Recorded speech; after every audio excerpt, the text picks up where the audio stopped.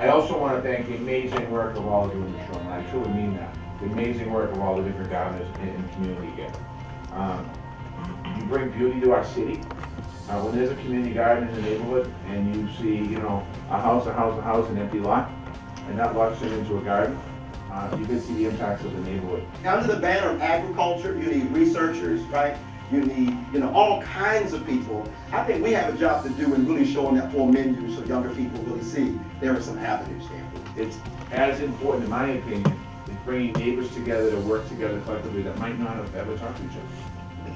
And what happens off of those conversations are not just about gardening, but social justice, and about the issues that we're dealing with today in society. All of those issues happen either at the coffee shop on the corner or they happen in the garden in your neighborhood. I want to thank you for that because you make a difference in our city.